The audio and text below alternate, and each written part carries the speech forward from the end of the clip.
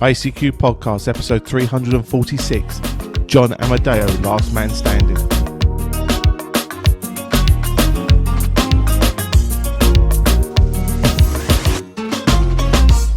Well, hello and welcome, fellow amateur radio enthusiasts, to this, our 346th episode of the ICQ Amateur Radio Podcast. Supported this episode by Walter Washburn, KT0 Delta, and also supported by Denny Morris, GM1BAN, and Gilbert Casara Jr., Kilo Mike 6 Delta Alpha Kilo, and of course along with our monthly and subscription donors.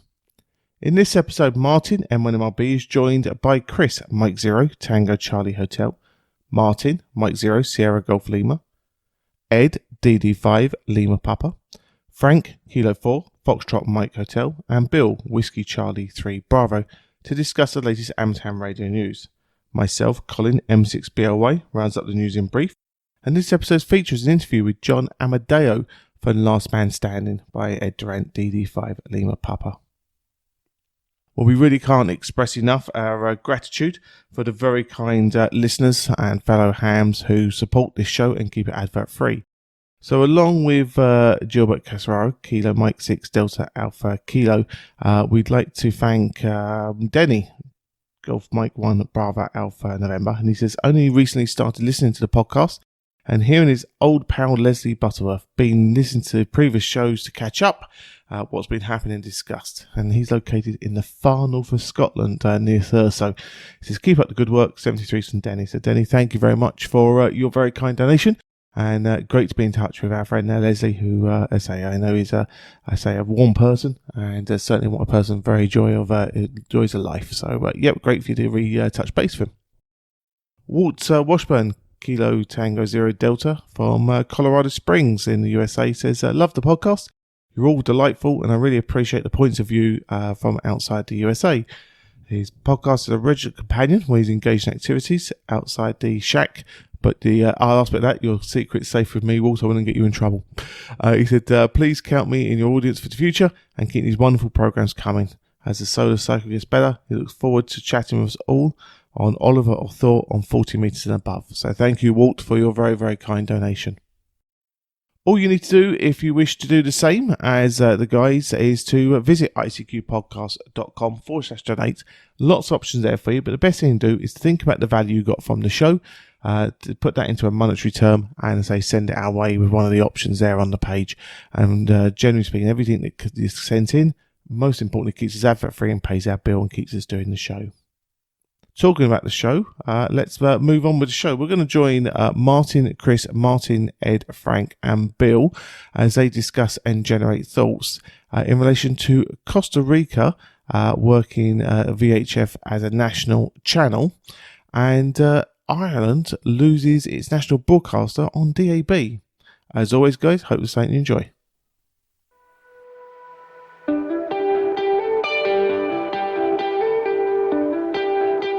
As part of the ICQ podcast support of amateur ham radio hobby, we are pleased to announce we have a Brandmeisters DMR talk group. This group is intended to be used to allow us all to communicate around the world and help each other as an Elmering talk group. Several of the ICQ podcast presenters will be monitoring this talk group at various times of the day, and we look forward to your comments and feedback. For those of you who don't own a DMR radio and would like to take part, there is a mobile phone app called DroidStar. For Brandmeisters, you will need to set up an account and password direct with Brandmeisters. For those of you who want to connect via RF but don't have a DMR radio, other digital modes such as Yaesu, Fusion, D-Star, P25 and NXDN will be connected to TG9 480 in the next few weeks. Our thanks to Adrian Craig M0GLJ and Andrew Taylor MW0MWZ for helping make an idea come to life. Our talk group is 9480. To ensure you are kept up to date with the latest developments happening on the ICQ podcast, please visit our website and sign up for our newsletter. We all look forward to working you on this talk group as soon as possible.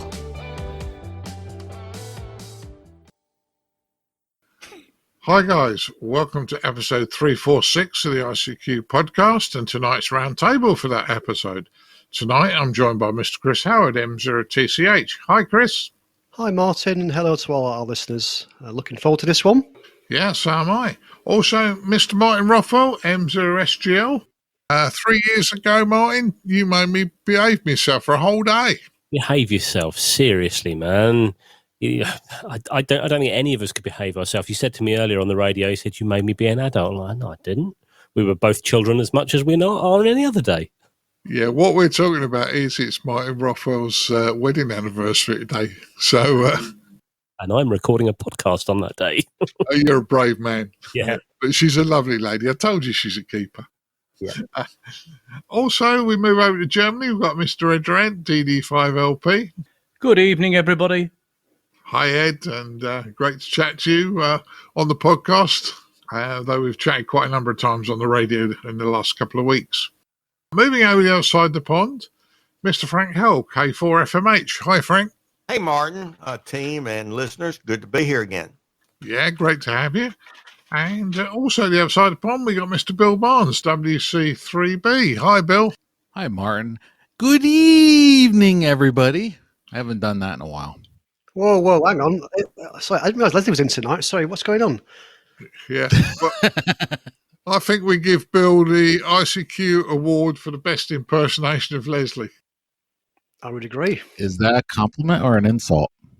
Anyway, Leslie will be back on the next one, I'm sure, unless he gets caught up with work. But good to have you all on board tonight. First news story, Costa Rica.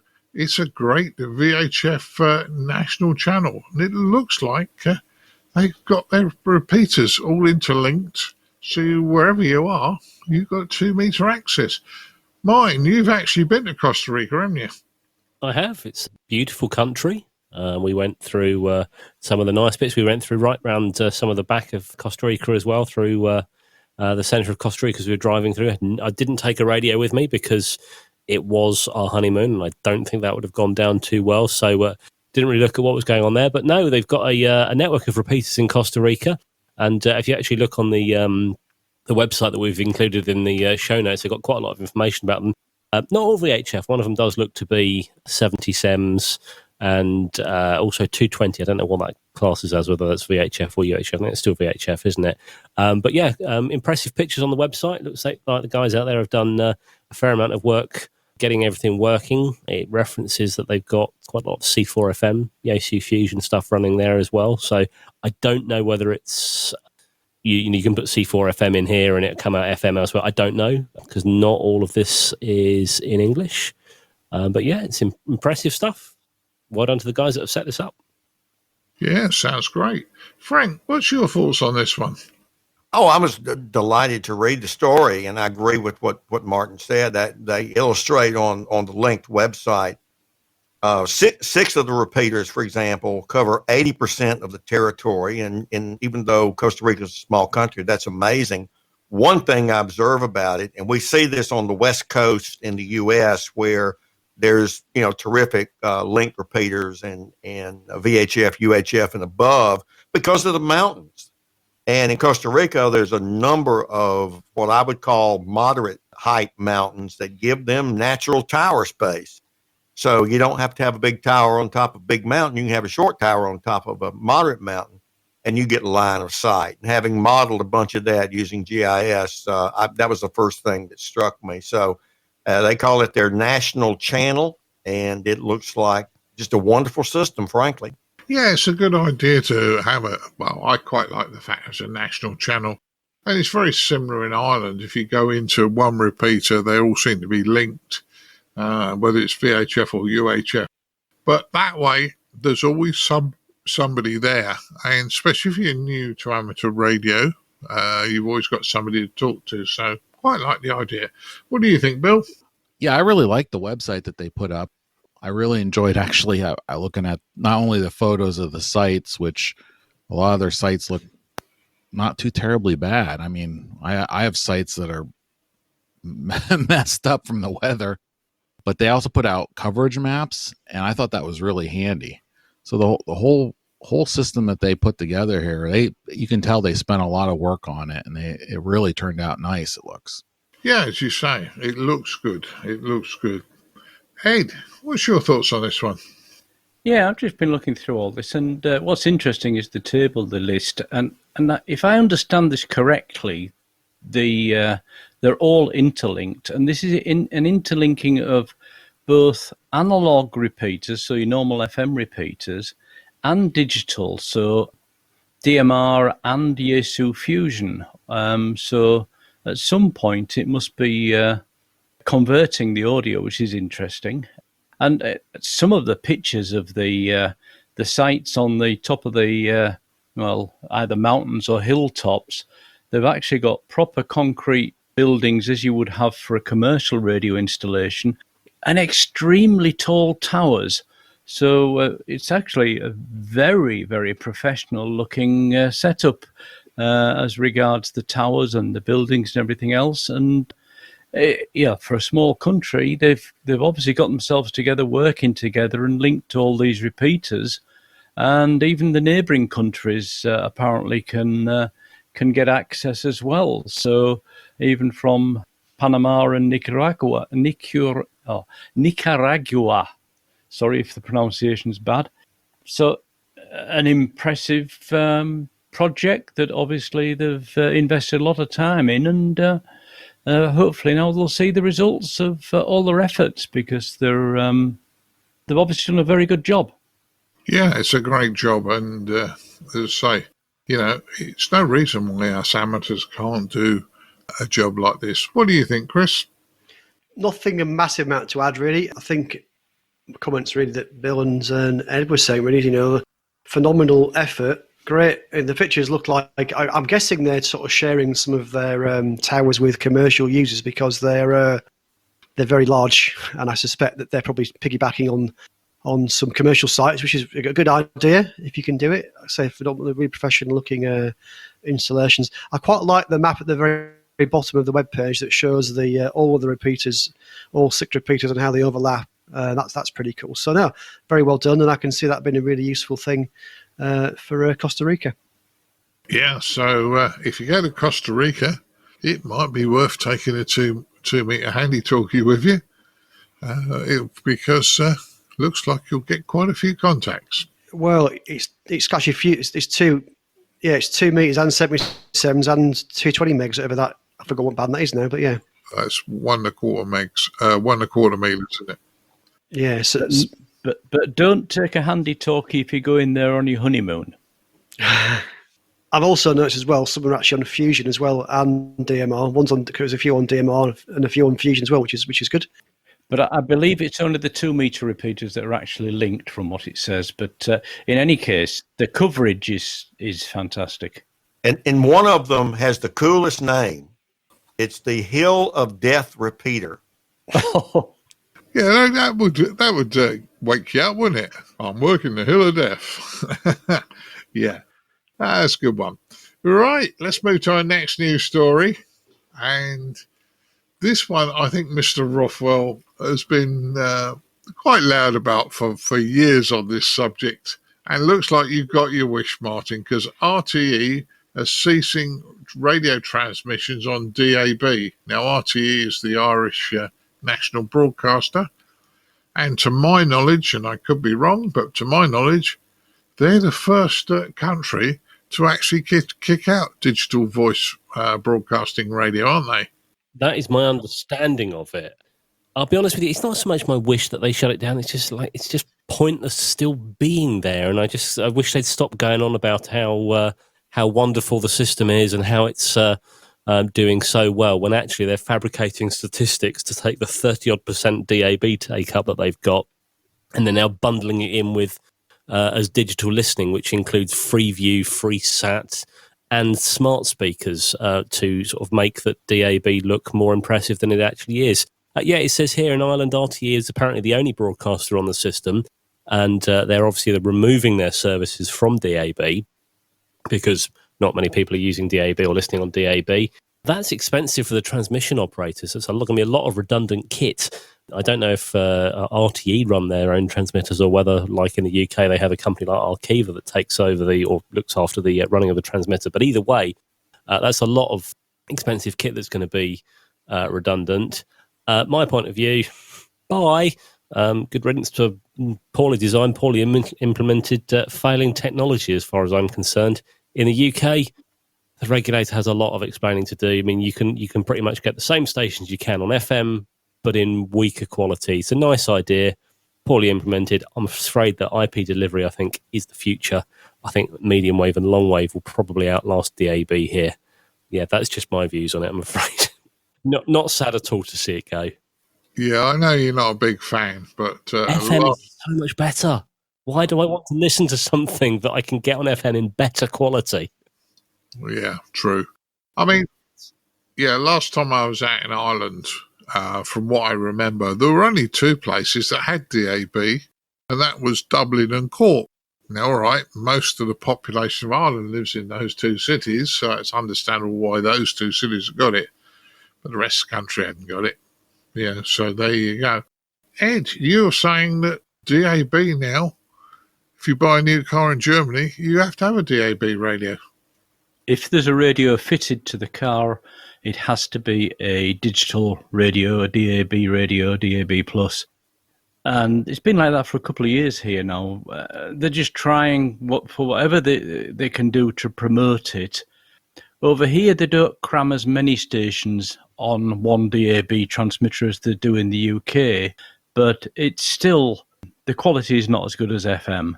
And going back to this report, it's interesting to say the JNLR report, whoever that is, Radio in a Digital World, compiled by Ipsos MRBI. Don't know who those people are, but sounds like... Ipsos are a survey company.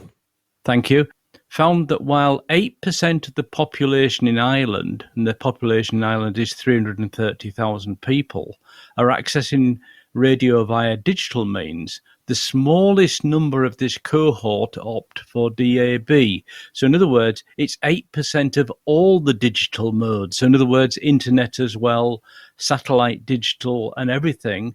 They've only got up to 8% listeners listening on any digital mode, and of that, the least is DAB. So it's no wonder that RTE are dumping it. It didn't work. It was an experiment that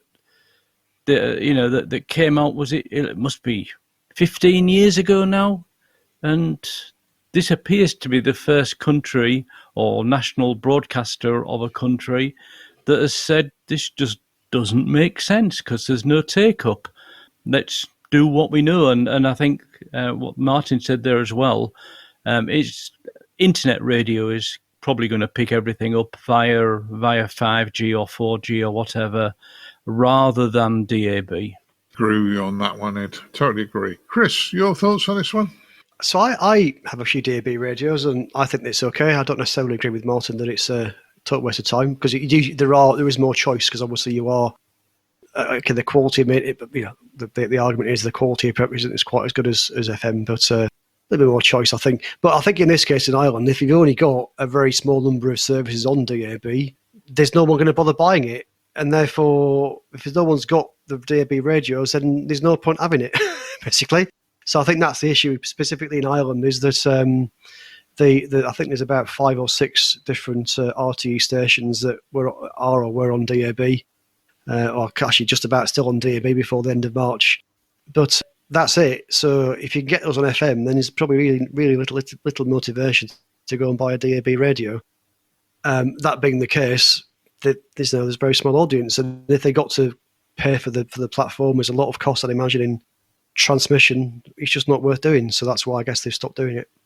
Yeah, I think so. Moving outside the pond, Bill, you guys don't have digital audio broadcast, but you have something called, you do have another name for the HD radio. HD radio, that's it. What's your thoughts, Bill? Is it a dead duck? Yeah.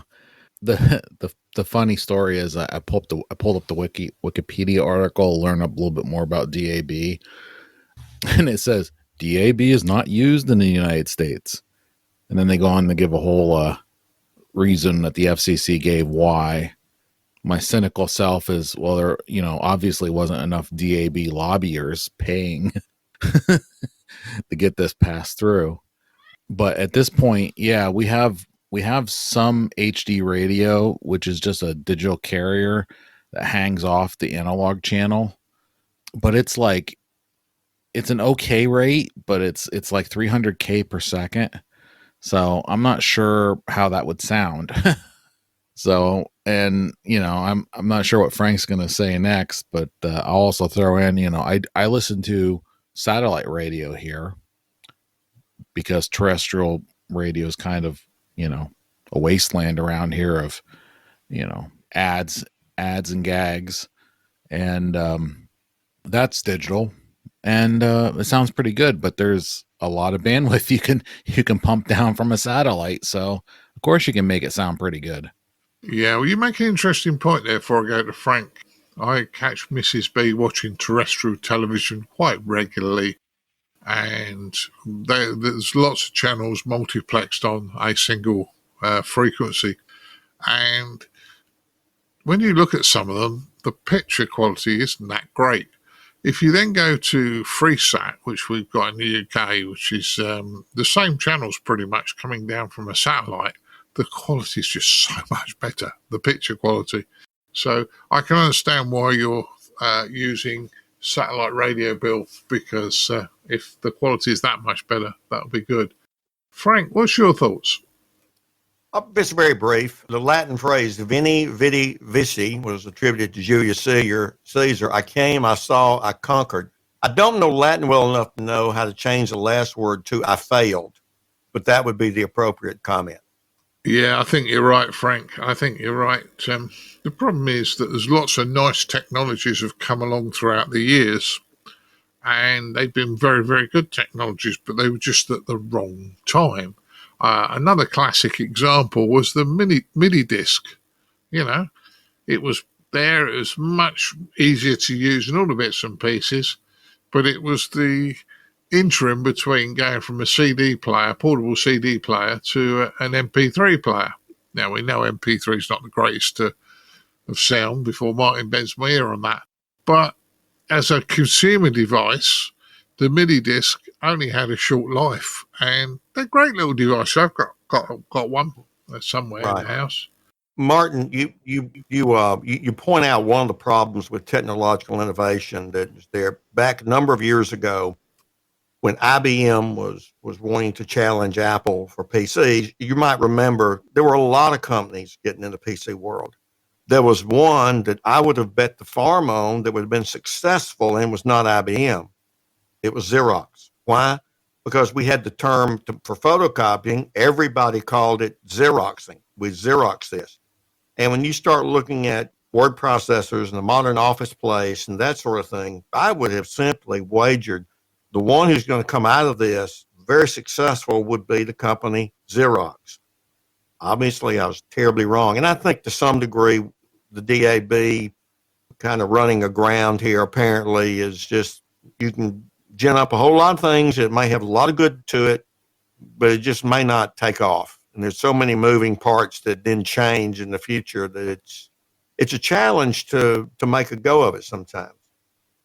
Yeah, certainly is, Frank. And I understand. I once worked for part of Rank Xerox pre-IBM PC days, where we were doing local area networks on Apple PCs, Apple IIs. But that's like 1982 time, so I won't bore you with that one. Let's move on. Ofcom did a speedy response to an interference in a car park. Now, I don't know which one of you to give this to first. I'll go on, Chris. You can have it first. What's your thoughts, mate? Well, I'm not sure. It talks about the police getting involved in this, so I'm not quite sure why the police bothered to respond. It's not a police matter. It's an Ofcom matter. So, but maybe because they got involved, the Ofcom had a speedy response. Not entirely sure of the details of that. But I think in general, we have this 77s bands, which we share with people using key fobs and all kinds of different users, including amateur radio operators, and sometimes we come into conflict. And I don't know what the root cause of this particular issue was, whether it was amateur or something else, but I think consumers expect their devices to work because, you go and buy a device, you have no idea. The consumer has no idea what frequency it is, never mind what band their new car key fob works on. So when it stops working, and when lots of people stop working, they suddenly expect that to be somebody else's fault rather than the product they bought being perhaps at fault, not being immune to this. But, it's interesting. The other day was just having a bit of a look around the 77s band using my SDR player RSP, looking at the spectrum. And if you look at the 77s band over here, 433 megahertz, you can see constantly, you'll see little blips all over the spectrum where I assume are people's key fobs. Someone's pressing a button to lock or unlock their car or their garage door or something, or set their house alarm or whatever it is. It's using some sort of wireless technology, probably fairly basic wireless technology. That's what all these blips are. And it's absolutely constant, actually. If you actually watch it visually, it's quite interesting to actually see just obviously they're all very low power devices, but if you've got a reasonable aerial, like I've got on top of my house, it's, I don't know what range I'm picking up, but yeah, it's a phenomenal number of little blips you're seeing constantly on that part of the spectrum. So yeah, I believe they're banned. We're actually secondary users, I believe, in the UK. It's actually the MOD that are the primaries of the 77s band. But yeah, it's interesting that we're all going to try and share together, and it's maybe, I don't know, an expectations thing that people expect their devices to work because they've bought it and they don't understand the technology. Yeah, it's interesting that. Well, I've got a theory on this, but I'll leave mine to the end. Let's bring the boys in. Frank, what do you think of this one? I mean, I know it's a UK story, but yeah, police suddenly rushing out and then getting Ofcom involved, which is the equivalent of your FCC, and then not finding anything. What do you think? Well, I think in the States we might be very happy that the police recognize that it's not their jurisdiction, and then they call the FCC. So, because I think here in the States, the pessimistic view of local police is that they're in charge of everything. So, it's good that the government acted quickly, right or wrong to some degree, as long as nobody was injured. So there you go. And as we get fancier and fancier, with a lot of different things, stuff like this is going to happen. Interesting story. I think the story, just reading the details here, it's an Ofcom press release, and I think they're really highlighting or showcasing their capabilities by, it's a story that they put out into the press. And actually, the summary is, by the time they arrived, the problem had gone away anyway, and actually it was all fine. So they actually didn't get to the bottom of it, but they're sort of, I guess, highlighting that they've got this service, and it's something that they can get involved with. But yeah, it's an interesting story. Yeah, Bill. I know it's once again. I know it's not it's a UK story, but what do you think about dispatching the equivalent of dispatching an FCC engineer in 30 minutes to go and look at the problem in a car park? It's actually mind-boggling a little bit because I don't think we have that many folks working for the FCC enforcement anymore or engineering. I actually don't know how many folks are working for the FCC, but yeah, it's interesting, and likewise, it also highlights one of the concerns of just grabbing one of the heavily used ISM bands when you're developing products. I know a lot of stuff they've been throwing around into the 915 ISM band or 918, I can't remember. But either way, it's doesn't seem like that should be too busy, but there's, in my local area, there's, electric meters that are wirelessly phoning home over the 900 meg ISM band. Even I actually think they're licensed, but they're licensed in the ISM band, so there's going to be interference. So yeah, it's kind of concerning a little bit, but hopefully over time they'll start moving those door lock controllers and stuff off that band to somewhere else. Make the problem less bad. It certainly will. Okay, I'm going to leave Martin till last because I know he's got quite a good rant on this one. But Ed, what's your thoughts? Yeah, well, as just touched on, these devices are ISM band devices. They have no right to request any support. They are not licensed. They're not tested even when they come in quite often.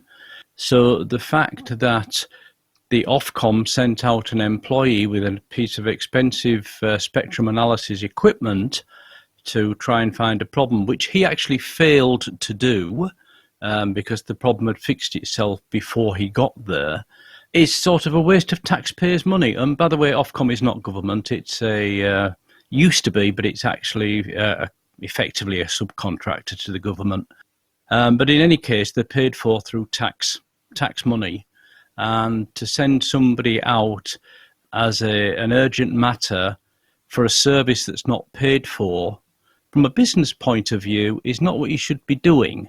The fact is that the amateurs who are licensed, if they put in a request that they're getting interference from somebody, they don't get response in 30 minutes. And the only reason I believe that these faulty ISM devices having problems got this level of support was because the local police officer called. And of course, Ofcom don't want to upset the police force, which I can understand. But really, at the end of the day, this did come out as a press release from Ofcom, but I think it's probably done them more damage than good, because they basically said, look, we're wasting taxpayers' money and we didn't even find the fault, which they said they suspect might have been a faulty light unit or a power supply, a wall wart, but they don't know. So at the end of the day, they wasted taxpayers' money and not found the problem and publicised that themselves. Well, I think also the risk is that other people see that story and say, hang on a minute, I can't get into my car. Oh, I better ring Ofcom. And they may then have an expectation that they'll arrive within 30 minutes with the full gear. And they may, I'm guessing that on this particular occasion, they were able to respond in that sort of time. I suspect that might not be the case every time. My theory is, and I'm going to let Martin loose now in a second, my theory is there was probably an amateur sitting in the car park waiting for their partner to finish the shopping, and we're on the 77, having a 77's QSO, either locally or via a repeater, and that will flatten every car fob in a car park for miles.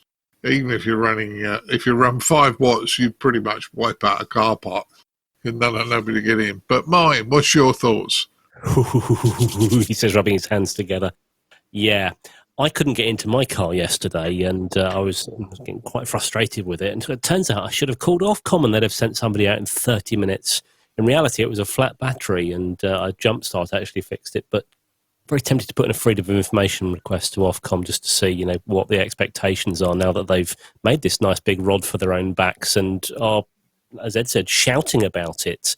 We're licensed to run, for the best part, 400 watts on 77s and 433.92, where these car key fobs operate as unlicensed operators. Effectively, they are unlicensed operators. They are tertiary users of the band, considering that we are secondary users.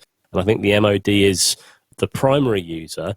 I trust in this case, and anybody from Ofcom listening to this, perhaps you could give us a statement that we could read out, please. I trust that they will be giving amateurs who are more entitled to be there than the car key fobs the same priority should we experience interference, and even higher priority, i.e. less than 30 minutes, for bands where we are the primary users and suffering from interference from, for example, power line devices, as we know many people are, that Ofcom seem to be turning a blind eye to, that the internet providers are just peddling out like they're going out of fashion. Or this constant blipping noise that I keep hearing on the 77s band, apparently coming from, I suggest, car key fobs and crane operators. Maybe I'm suffering some interference, and maybe Ofcom would like to investigate that for me. Sorry, hand grenade in the room there. Sorry, wasn't it? Well, I knew you were going to be upset about it, and I think you're right. It's an interesting one. They shouldn't have got involved. They should have just kept their nose out of it. Yeah, I find it personally, and I'm willing to be proved wrong, but I find it personally, I don't think it was a wall wart or a faulty light fitting.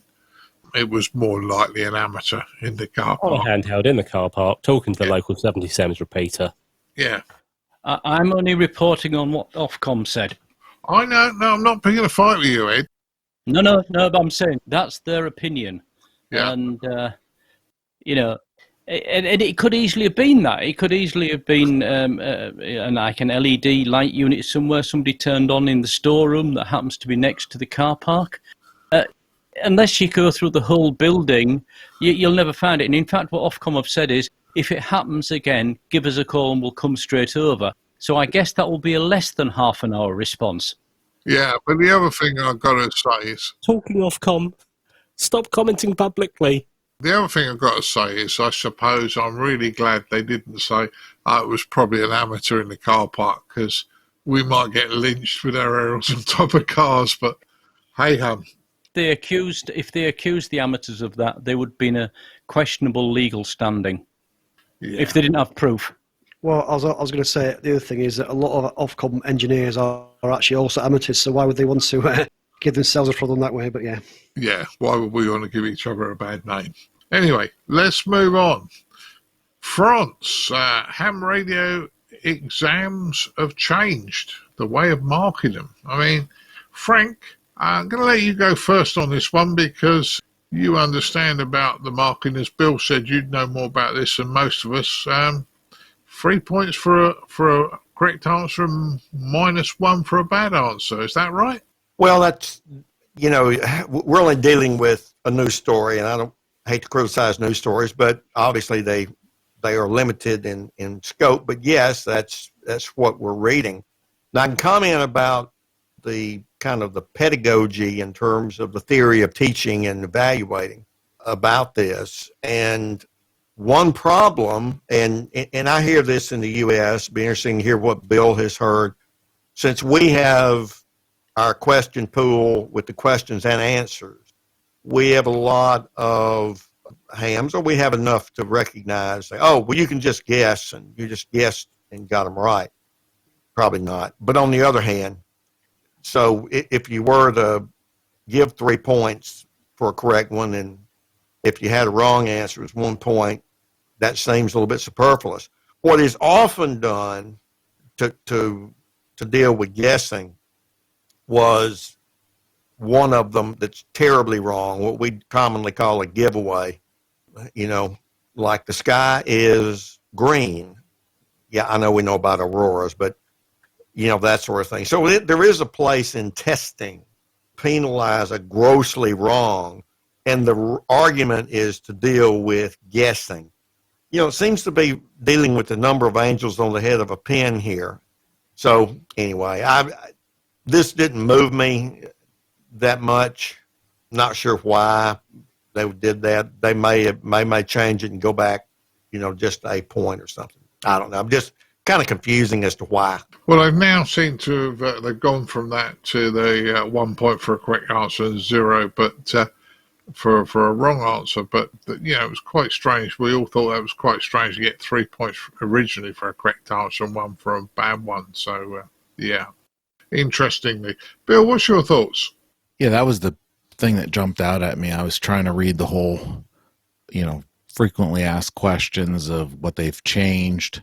They're basically modifying the decree from September 21st, 2000 and putting it out there. But that's what jumped out at me is they're going from the weighted answer to just straight, 1 point for a right answer, you lose a point for a wrong answer, which is what I kind of expect. And they added in, portable mobile maritime indicators. I'm trying to think what else I read in there that jumped out. Cleaned up some terms and verbiage in there. My French is really, really bad. But something about adding in the phrase of safety and networks open to the public, probably trying to encapsulate that, amateur service is a public service kind of concept. That's the way I kind of probably misread that.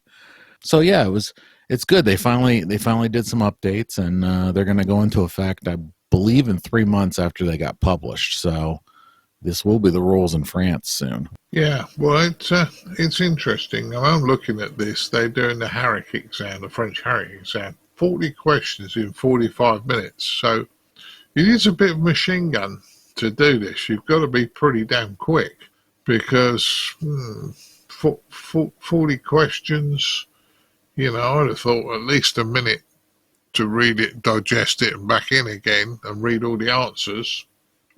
And then what you want to check at the end of the exam. So it seems quite a brutal exam that to me. Chris, you've taught with me. What do you think?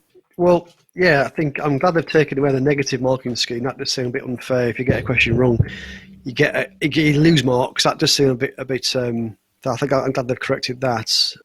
But yeah, that does seem like a lot. I mean, I don't know how difficult the questions are. I'd imagine, given it's the HARIC exam, it would be fairly standard, full license type exam questions. So that does seem like a lot to do 45 minutes, just over a minute per question. But, that's what they've done. So yeah, that does seem like there's probably quite high pressure. It also says that they've got 15 minutes for the 20 rules and regulations questions and 30 for the 20 technical questions.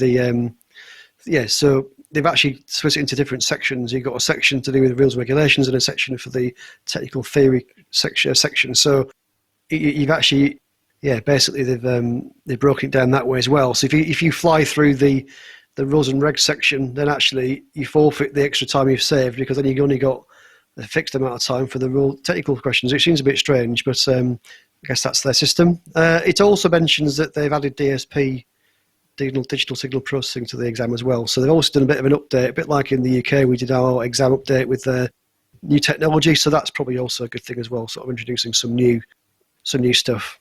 Yeah, it certainly was interesting. I'm glad they're updating things, but it just looked a very quick exam. I mean, for a full licensee, you would struggle to, if there's any maths in it and you had to sort of work it through on one thing or another, it would take you longer than a minute and a half a question. In the technical session, I suggest do the maths to work something out. Just looking here, so the UK exam, you get 58 questions. It's multiple choice, and you get 2 hours, so you get just over 2 minutes per question. So that's significantly more than the French exam is allowing you to do. You get slightly more questions, but we've got a lot more time for the UK full exam. Yeah. We need it for some of the questions. I would suggest, if it's calculations that involved. Well, I'm just thinking back to my full exam. Yeah, I mean, I one particular question I struggled with the maths on it a little bit, and I ended up essentially working the answer out 4 times for each of the options that they're given, and that took me. In fact, I remember handing in the paper, and at the end it was scribbled with all kinds of stuff where I tried to figure this out. So that was definitely more than a couple of minutes. So luckily I hadn't taken so long on some of the other questions, but that might have been a bit of an issue with doing it just in 45 minutes, certainly. Yeah. Martin, what's your thoughts? Well, the 40 questions in 45 minutes, that is, that's crazy speak. I mean, I forget exactly what I had for the advanced. I think Chris said it was about 2 hours, but for the advanced, for me, it was, I had plenty of time. Some questions were like, you look at that, oh yeah, that's easy. Everybody knows that, because it is, it's foundation level stuff. Some of the questions you do get asked, but other ones you do have to spend quite a lot of time. And, in that sense, I seem to think I finished about 30 minutes early and then used my time to go back over things. And I know people are putting their hand up and finish, can I leave? Well, if you get the time, use it. Although I think, for the French system, deducting points for getting a question wrong, I very much disagree with that. I'd have been really annoyed if that was happening here. It's almost like you're being punished for something. Like, hang on a second, you get something wrong. It just means you've got a gap in your knowledge there. It doesn't mean that you've abused your privilege and are being punished. You should be punished for it.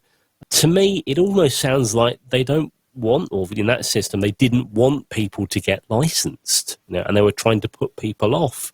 Either that, or at the risk of being cheeky, there's someone who's looking at statistics that is desperately trying to justify their jobs, and by knocking people down, then that's putting statistics in another fit. I don't know. Don't tell people we do that. Oh, mate. It happens. It happens. It happens in all of our workplaces, I bet.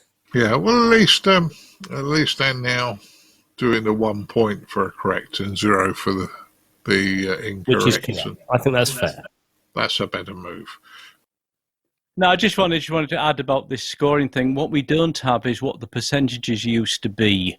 The way they're doing it now, you get a point for a correct answer, no point if you get it incorrect, but you need to get 50% of the regulations and 50% of the technical parts of the exam correct.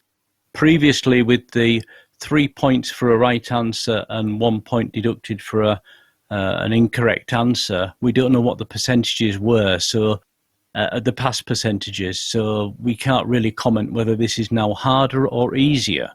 In any case, it's more now in line with all the other HAREC exams around Europe, and because they'll be using the same syllabus, and hence it'll be the same equivalent of a full license in all the different countries that use the HAREC standard, which can't be a bad thing. Yeah, I'm quite happy with that. But there you go. Nice little news story. Okay, moving to our next news story. I'd like this one. Help for CW beginners. I think I need some of this, but there's a slow Morse thing happening. Ed, do you want to go first? Yeah, I mean, my reaction to this, I am not a CW operator. I have tried to learn it several times and failed, but I just like the look of this story and the approach and the feeling behind it. It's an 80-meter net, or it's 80-meter training almost, specifically running Morse code at a slow speed. Did I say 10 words a minute or something? I can't see it here. I think it's of that order. And for somebody who's just starting out in Morse code and has learned a little bit, 10 words a minute, yeah. It's great. I mean, it's just what, people starting in Morse are looking for.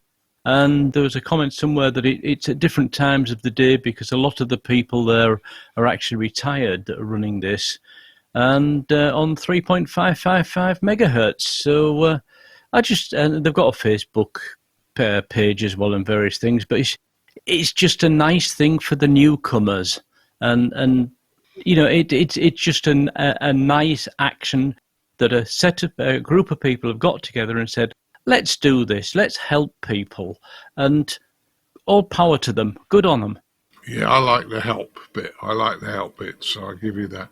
Well, Chris, I know you have done Morse or do Morse.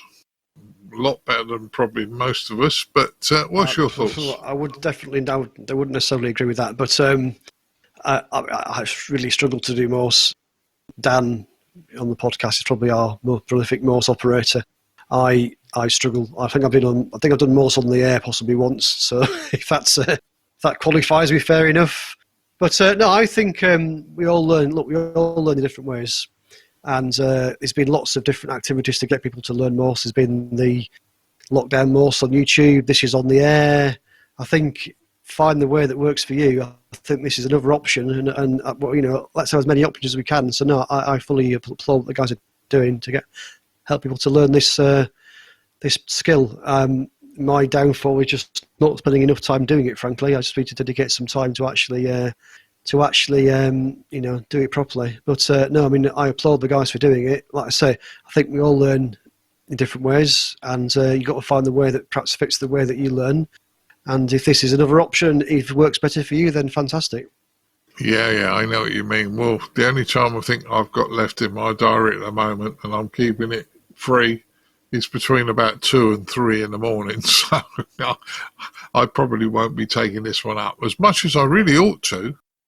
And I keep saying when things quieten down in my life, maybe I will make the effort to learn it. But I'll get there sometime. Bill, I believe you also do Morse, do you? Yeah. I nervously laugh because I'm like Chris, I'm a disaster at it. But, when we get to the, what have you guys been up to? The only cues I've made have been on Morse. So it's messed up. But I do like this, the idea that they're starting this group up on 35555 for slow code. That's really cool. Over here on the state side, I'm trying to remember her first name. Niece. I think I'm getting it wrong, but KA1ULN has. I know she sometimes runs a slow code net with some other folks on 3.550, and I know it's like a 5-word per minute net they run, and so I sometimes listen to that. But one of the there's two different things here to look at. One is, hey, at least you're trying and you're working through the code, even if it's a 5 or 10 words per minute, and you're getting a speed you can do. But one of the things that I found, I count dits and dahs at 5 words per minute, and that's a horrible thing to get in the practice of doing because it messes with your head. So I actually listen to painfully fast code in the 20 to 25 words a minute. And when I start, thinking, I'm like counting. I do it so often with numbers. I'll like count dits and dahs in my head with numbers. And so I'll actually, the practice program I run, I'll run it up to 28, just until I stop doing that. It's a struggle. Some folks have a very easy time with it. Some folks have I definitely am in the challenge group for sure. But the general advice of just trying to do something, I think, is a really good idea. And some folks, I think, will settle in with 10 words per minute and be perfectly happy. I won a contest, so I need to go a little faster. But I say that nervously. I still have the CW contest fantasy that'll never happen. Well, I don't want to say never. But the idea that at least they're trying, I think it's a great thing to do. Perfect time while everything else is going on in the world, learn your Morse. Yeah, and you're right. The rhythm is completely different at, say, 20 words a minute to 5 words a minute. And you start to hear the rhythm. The faster, the more the rhythm kicks in, and the less the dits and dahs they don't become obvious anymore at a higher speed, and you just hear the sound. So I know where you're coming from, Bill, although I can't do it. Frank, what's your thoughts on this one? I think this is a great building community story. As some of the other presenters mentioned, it was good on them to kind of create this assistance. That reduces the perception when newcomers come in that there's this great inner circle and I'm not part of it. Yeah, it is that way in terms of experience, but having many doors open to that community is always a great thing. So I saw that. And the second thing I would comment on, I want to pick up on something Bill said. I'm not a CW operator. It's not that I don't like CW or that I'm in love with it and haven't tried. I just haven't gotten to it yet. It's more of a time thing. And I've been doing more on the building workbench stuff, and that's taken the time that I would have been spending with learning CW. Perhaps I'll get to it one day. Well, Bill made a great point. Back in college, I worked in the student union, and the chess team would congregate in the students. So I checked out chess sets to them. And the coach was a volunteer guy who was a manager at a textile mill there in town. His name was Reuben Chakran. Well, he played Bobby Fischer to a draw in Buenos Aires in 1964. I mean, that's a pretty good chess player. And Reuben was the coach there. And they only had 3 players. They were all nationally ranked. So if it was slow, they would ask me to play. So I occupied a chair on the college chess team. I didn't compete very much, and I wasn't very good, and I haven't played much since. But one thing I learned from Reuben Chakran is this, and Bill said it: you don't get better by listening to slow CW. You listen to faster. You play better chess players. That will get you better. You're going to lose a lot. Your ego is going to get pounded, but you are going to get better if you listen to a little bit faster code. Fair enough, Bill? Yeah, that's probably the best advice I've been given so far. I actually, just another random thing, Frank would have, or not Frank, oh my God, sorry, Frank. Dan would have a beautiful, 3-sentence phrase to get this in here, but the general idea is do something. So like case in point is I'll crank the speed up and put the spacing a little bit longer so that my brain has time to process. And then slowly over time, I'll start cranking that word or letter spacing down to normal.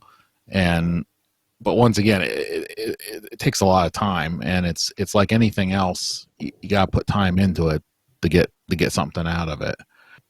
But that's why I mentioned the whole speed thing, because that's what I've been doing recently, is turning the speed up again.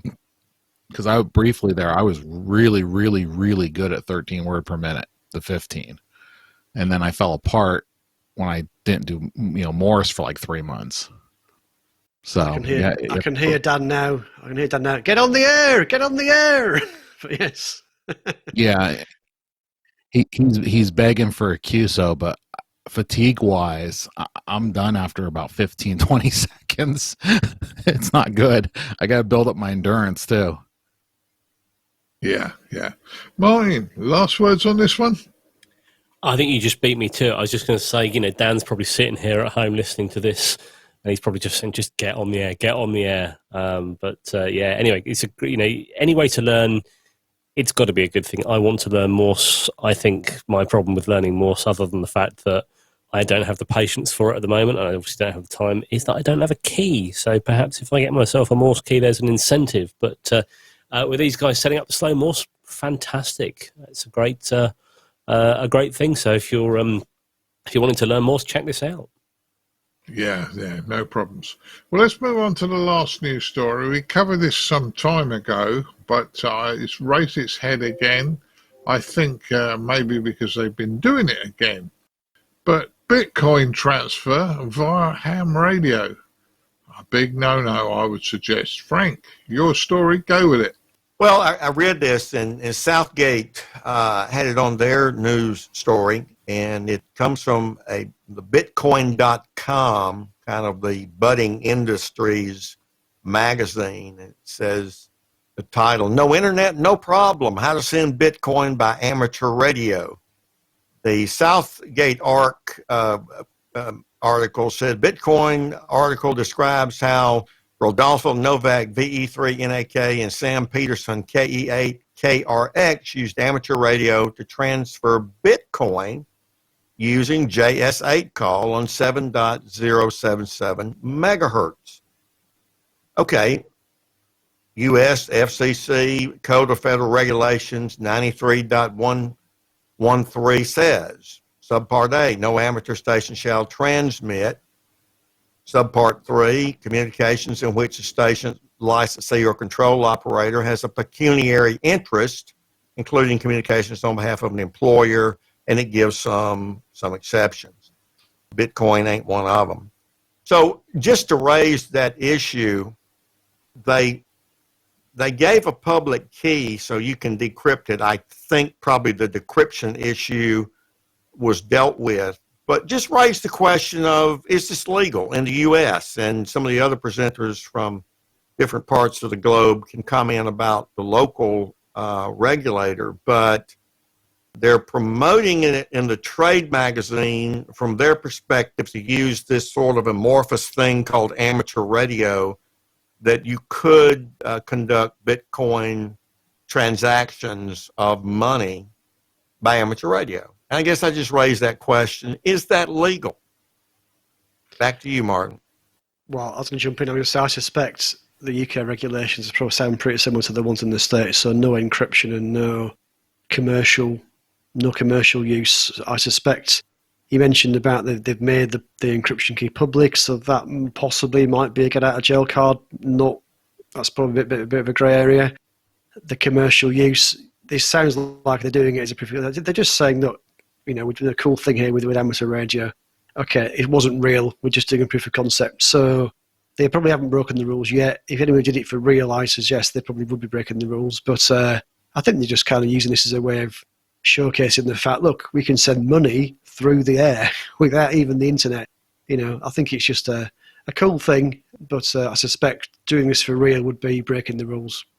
And anything you send over the air is interceptable by somebody. So would you want to send money over the air, even if you were legally able to do it? Bill, what's your thoughts? I'm echoing what everyone else has said so far. At least from the States, as far as I can tell, this is illegal. And we talked about this in the past, and I still, I I still wonder about some stuff. I go over Pactor 4. We talked about that a while ago as well. SCS gave out a utility for your Raspberry Pi to decode Pactor 4 signals, which I thought was nice, but it's not open source. So it's like, does that work? Does that get you around that particular thing? I'm not entirely convinced. Likewise, posting an encryption key online saying, hey, if you got this transmission at this time and date, here's the encryption key used. I'm not sure if that really gets it, because that's a post transmission event. So I'm not sure how that would work. But in general, I have a lot of questions about this. Just in general, that all boil around, was this legal to transmit from Canada? Is it legal to retransmit it from the States? And I'm thinking no. So I kind of wonder if that's kind of why they chose years ago to go from Canada to the U.S. was maybe because the rules are different in Canada. I'm not sure. That's why I said every time I peel on this topic, I come up with more and more questions. It's not a nice topic, Bill, and as I say, I think we all agree it probably isn't legal. Mine, any thoughts on this one? Well, Bitcoin. I've never got into cyber currency, so I'll be honest with you, I don't really understand it. We've got people at work that are all over it, but as you mentioned, anything that goes over the air, in my mind, you can intercept that. And if is cyber currency like Bitcoin, is this not something that you need a computer and an internet connection to decipher it? And therefore, if you need a computer and an internet connection, why do you want to send it over? Why do you want to send it on a public network? I just can't. I'm failing to get my head around. Maybe I've missed something. Maybe I've missed something really, really obvious. But to me, it's like, no. Surely there are easier ways than not using Bitcoin for one. Yeah, I hear where you're coming from, and I don't fully understand it. Last words on this one, Ed. What are your thoughts? Well, I'm just wondering if we looked at this a little bit of a different direction. First of all, I agree with what's been said. I'm fairly certain this is illegal and you shouldn't be doing it over amateur radio. But the technology in this test, which was, I think, done in 2017, or it could have been 2019, I can't, but it was a while ago anyway. 2019. 2019, thank you. The technology's now been proven, so in theory this could be done over a commercial RF link, including encryption if they're licensed for encryption. And a little while ago there was also talk of linking financial institutions around the world, or at least between London and Paris, with RF, the stock markets, because it's actually quicker than it going down the cables, the information. It might only be microseconds or milliseconds, or probably milliseconds rather than microseconds, but apparently it makes a difference. You can get your bid in that much quicker, and you can make a few more million euros, pounds, dollars, whatever. So the use of RF to communicate financial data does seem to be of interest to the financial industry. The fact that this was amateurs involved in doing this, it's a matter of amateur radio developing new technologies again and basically adapting a new technology that's been produced in the JS8 call and the codecs behind that, or not the codecs, but the technologies behind that. So maybe the future of this is indeed Bitcoin's being transferred over the air, but over commercial RF links rather than amateur radio. Yeah, quite possibly. And I know Martin has a commercial license as well. But I don't think Martin and I, if I had one of his handy talkies and sat in my house, I don't think I'd want to transmit stuff across the RF to you, Martin. Nothing personal, but there are easier ways. There certainly are. Anyway, I think if it's done on amateur, it sounds totally illegal. I'd avoid it like the plague, and I think that's what we've agreed. Although Ed, I do agree with you. It's a technology that somebody's tried out. Maybe they'd have been better off using commercial RF link to try it out and not an amateur one. Right, let's find out what the boys have been up to since I last spoke to them. Chris, what have you been up to? Okay, so not a huge amount of operating. The most I've been doing is on DMR, and I'm sure I'm stealing your thunder and Ed's thunder and a few of the guys on the podcast, but it's been quite a lot of time on listening and chatting on Talkgroup 9480, which is on Brandmeister, which is our podcast talk group, and had some great fun chatting with people all around the world, so it's been really good. I know you have, Martin, I know Ed has been involved as well, so that's been a fantastic thing. Been speaking to a number of our listeners, and it's been great. So apologies to those folks that may have called up and we've not been around. Unfortunately, we're not on it all the time, but and I know, Martin, you work sometimes quite sort of early and late hours, so I know you're not always available, but I try and listen out whenever I can and chat with people. But no, that's been fantastic. A couple of other things. I've updated the firmware on my ICOM IC7300. Did that the weekend. That was actually quite straightforward. So there's a new, I think you reported it, I can't remember now, but there's a new version of the firmware that came out about a week ago for a number of the ICOM SDR-based radios. And it looks quite good, actually. It looks like it's quite a few new features. I've not figured them all out yet, but I know it's got a specific button now for configuring the radio for FT8, for example. So it's good that ICOM are actually innovating and updating their radio, so that's really good. I also want to put a shout out for Josh Nass, who KI6NAZ, who people may know from the ham radio crash course videos, the series he does on YouTube. He's got 170,000 subscribers now, which is a huge achievement, and he's won an award from ARRL.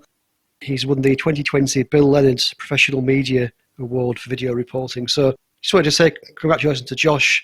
I did meet him in Dayton when we went a couple of years ago. Really nice guy, and I think that's well deserved. So that's it from me. Yeah, good news, and congratulations, Josh, on that. Martin, what have you been up to?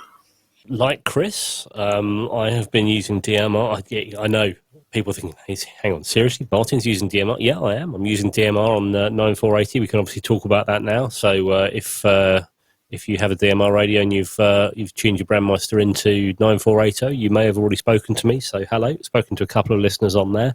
Finally got Whisper working. I've been trying for so long to get Whisper working. I ended up downloading an earlier version of the software which does support my radio. The later version, for some reason, the support of my radio disappeared for it.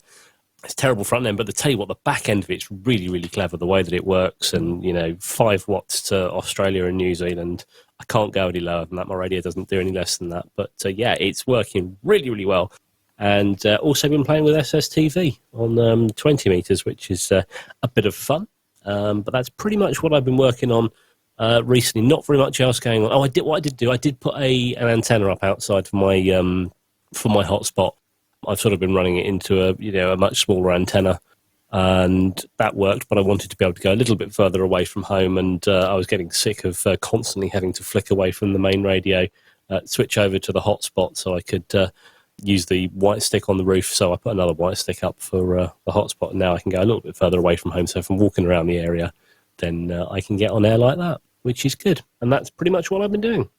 Yeah, sounds fun. And in fairness, I'd have never have thought that you and Chris would have been serious DMR users.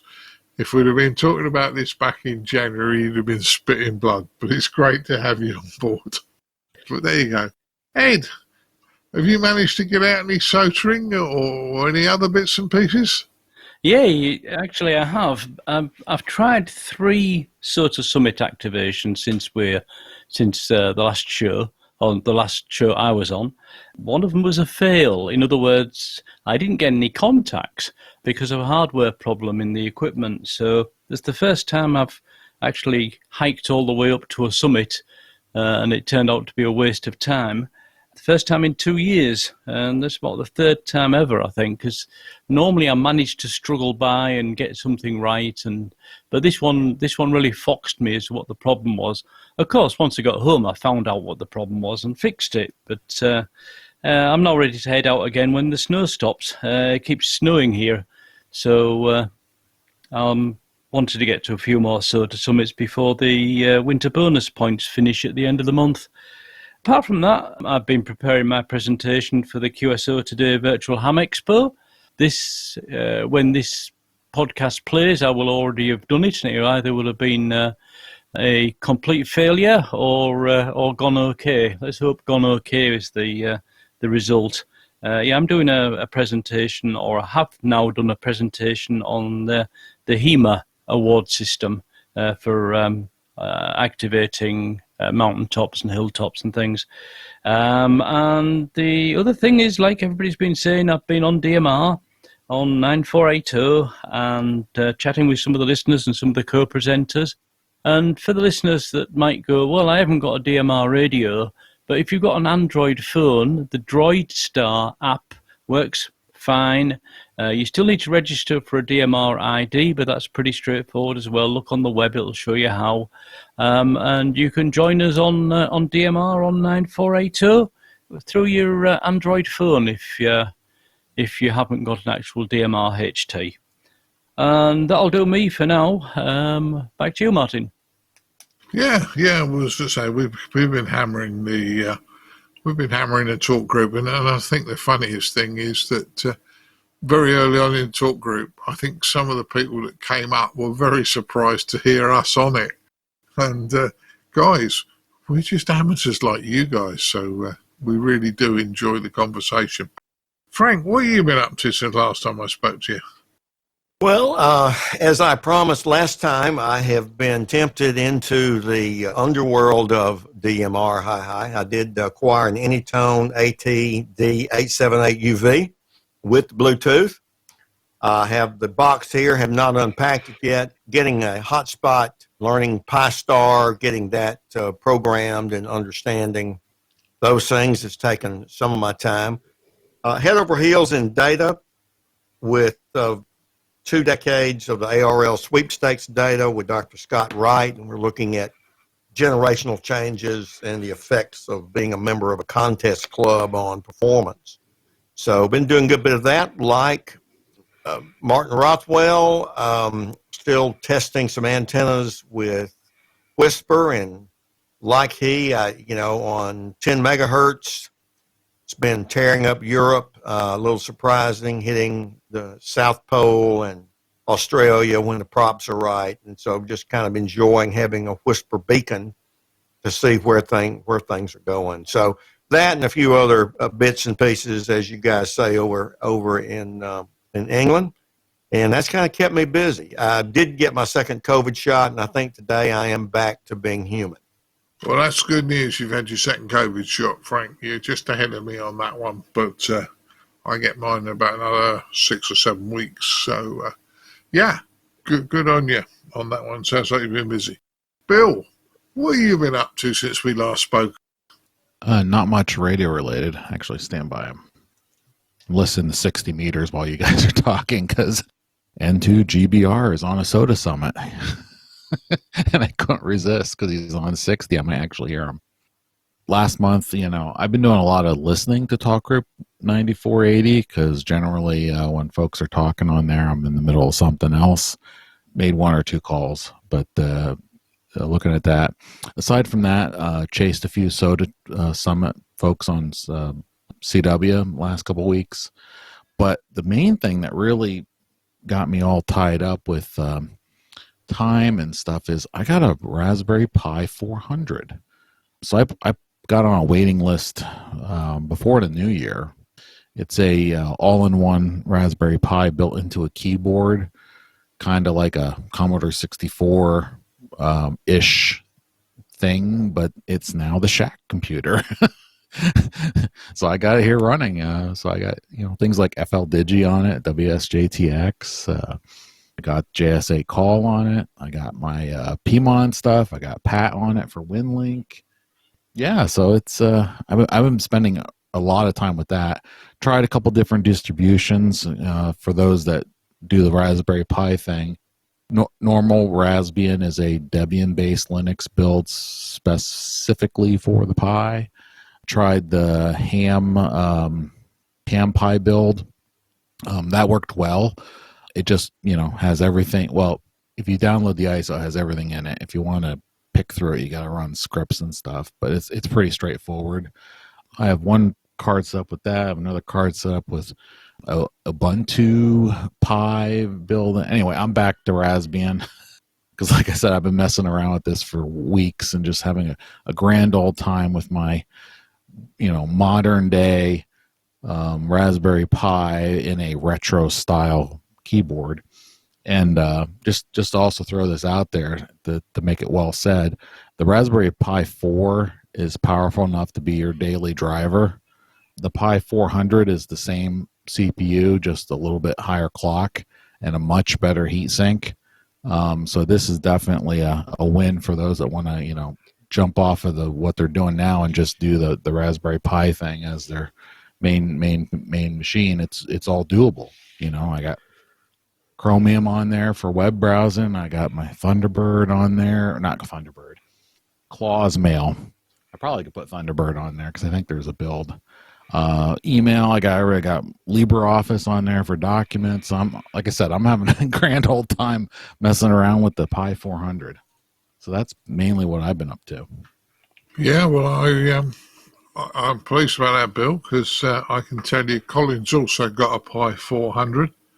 And he was using it last weekend and quite excited about it when he spoke to me. So that's a good one. Bill, you're right on the heat. I have the Pi. I've got a Pi 4 amongst many of the Pis, and it does get rather hot. And the official Raspberry Pi case, don't think is quite enough ventilation. I think it tends to overheat in that, and I had to change mine for a case that had a fan in it, and lots of heat sinks and things. So I'm glad that the Pi 400 they managed to try to fix that a little bit. Yeah, the Pi 4 I use for Packet has the case I had, or exactly what you said. The replacement case has it came with extra large heat sinks, and then a fan right over it to suck the heat off. But I haven't, I run the Raspberry Pi monitor on here, and the heat on the Pi 400 is way lower. But when I went and looked at a teardown video of the Pi 400, it's most of the weight you feel on the keyboard is the big metal that they put under the keyboard, so you have something solid to hit on, and they use that as the heat sink. So it's a large surface area. So yeah, it would wick heat off the processor pretty good without needing active cooling. Pretty good. Just looking at you, realised the Raspberry Pi's now been out for over 9 years since they launched the original Raspberry Pi. I can't believe it's been that amount of time since they first released the first one, yeah. And they're still bringing out new models. So it's, I heard about this new Pi Pico, I think, which is a different sort of device. I haven't really got my head around it just yet, but they certainly seem to be innovating and bringing out new things all the time. Like you say, like this new one you've got with the keyboard built in there, Bill. So yeah, that's pretty cool. And when you think about it, it was designed for the education market. And us amateurs have made great use of it. So over the last 9 years, so great little device. Okay, well, what have I been up to? Well, at the sound of being boring, my time has been totally taken up with the ICQ Brandmeisters Talk Group 9480. Just give you a few hints and bits and pieces with it. To date, I've counted 18 different countries, 18, in 3 weeks. So I think that's quite a phenomenal amount of interesting countries and some very interesting ones. South Korea, Peru, Argentina, to name 3, Australia, New Zealand, the States, Germany. It's a whole raft of countries on there, and I can't remember them all off the top of my head. I did have it written down, but not in front of me. So certainly worth a go if you fancy. And as I say, it's not just ICQ presenters. You will find the odd one on there now and again, or 2 or 3 of us on. It depends on the time of day and, what's happening. But it's certainly worth doing. One thing I will say is don't just blip it, because if you blip it and your call sign comes up and you don't say anything, we're not sure whether you actually want to have a conversation with us or whether whether you're just testing.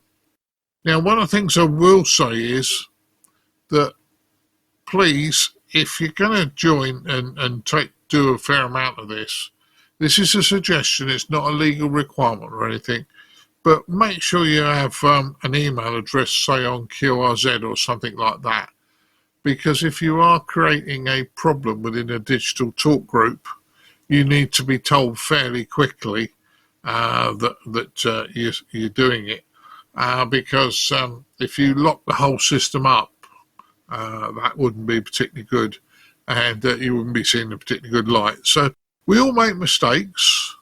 I suggest having your email address on QRZ may just help get you sorted much quicker. The other thing I'd say is don't try and do silly things like linking bits together and linking this to that and this to the other, because that's the quickest way of brandmeisters locking you off the system.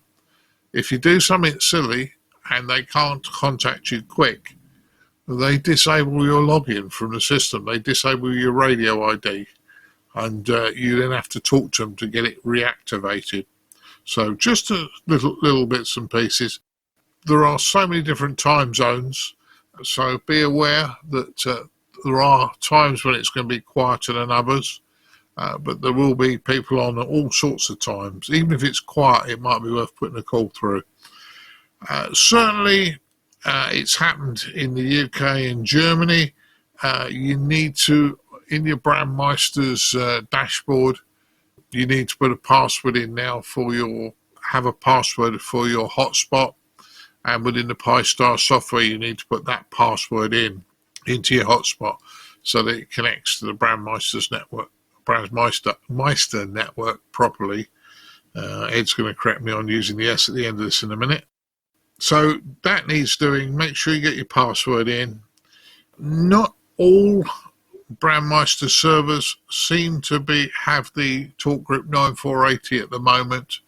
I was talking to Phil in Australia, and he tells me he can't. If he connects to Brandmeister in Australia, he can't get 9480, but he connects to Brandmeister in the UK, and he's got it. So maybe some of the servers haven't been updated yet with all the talk groups. But, nicest possible way, either talk to the admins or and let them know. And if there's a problem, just let them know. I've found Brandmeister admins to be very helpful if you have a problem. DroidStar, I think there might be a problem with DroidStar and connecting to Brandmeister in the States. Shouldn't really be saying this, but if that is the case, then connect to a server outside of the States with the DroidStar app. There's something about how it connects that the States are not overly happy with, so connect outside the States. Apart from that, well, I thought I wasn't going to do it. I was holding out, but I actually did buy a second battery for my Anytone 878, and on talking to Phil down in Australia, he convinced me pretty much to buy the battery eliminator so I could run it in the car off the cigar lighter, which I had working at the weekend. So that worked quite well as well. So really mainly DMR stuff that I've been up to. Few things for you guys to think about, like putting passwords in and one thing and another. You won't get onto the Brandmeister network if you haven't got one soon via a hotspot. And the last thing is, by the time you hear this podcast, I'll have done a news roundtable at the Curacao Today Expo, and it should be quite a fun one.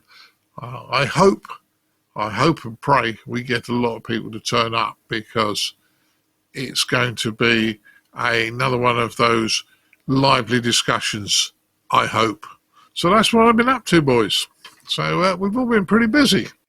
Right, I'd like to thank each and every one of you for joining me tonight. Rather a long one, and I'm sure Mrs. B is going to be looking for me fairly soon, so I'm going to wrap this one up now. I'd like to thank Mr. Chris Howard, M0TCH. Thank you, Martin. Thank you, guys. Hope, it was a good one. It was. Yeah. I'd also like to thank Mr. Martin Rothwell, M0SGL. Been fun. See you next time. I'd also like to thank Mr. Ed Durrant DD5LP. Entertaining as always. Thank you for the invite. Yeah, thanks, Ed. I'd like to thank Frank, K4FMA. Thank you, Martin. Always enjoy it. Great group of guys here. Yeah, cheers. And last but not least, I'd like to thank Mr. Bill Barnes, WC3B. Thanks, Bill. Thank you very much. I appreciate it as well. Okay. Well, thanks, guys, for joining me. We're now going to continue with the rest of the podcast. 73, guys, and we'll continue with the podcast. See ya. 73. 73. Keep your amateur ham radio podcast advert free by donating less than a length of coax. Visit www.icqpodcast.com/donate now. For all the news, links and information, visit www.icqpodcast.com. And now it's time to have a look at the news in brief with me, Colin, M6BOY. We're grateful to Greg Lane, November 4, Kilo Golf Lima, and Greg's let us know about the next Radar Challenge, and that's the Rapid Deployment Amateur Radio Challenge. It's coming up on the 3rd of April, and as I say, the movement is encourage portable deployments via foot or various conveyances, operate in a 4-hour window of your choosing. No specific venue is required, although parks are a natural choice. I suppose the only thing is check local restrictions, obviously, with the COVID. You may operate any band mode except repeaters. Satellite and digital contacts are encouraged with bonus points. Remember, it's 5 contacts and move, get into the flow, and we'll pop the rules up on ICQPodcast.com. So thanks, Greg, for letting us know about that. Our next news story is we're going to Belgium, and good news in Belgium is they're now going to start to resume ham radio exams from the end of April. Now, you might remember back in January they took the decision to stop testing people due to gatherings for COVID, etc., and couldn't do it safely. But they've now made the decision to say restart, license testing on the 26th of April. So, say if you're in Belgium, you get an opportunity for passing all 3 levels, Class C, B, and A, say from the end of April. Now, continuing the theme of new people coming to the hobby and getting involved, the RSGB have announced record foundation exam passes. So 3,000 people have passed their foundation license since April 2020 using the RSGB remote invigilation offering. So, as I say, great success, and this has come about as well with their work, not only with their clubs and obviously training team, but also their campaign of Get on the Air to Care, which is a campaign with the UK's National Health Service in terms of mental health and making sure people aren't lonely. Prior to this figure, usually about 1,350 people pass their exam every year, so this is a wonderful jump in that number that have jumped from there. So congratulations to all those involved in bringing 3,000 new hams into the UK over the last 12 months. Right, well, now we're going to head over to our features episode. Ed Durrant DD5LP talks to John Amodeo of Last Man Standing. Hope you enjoy.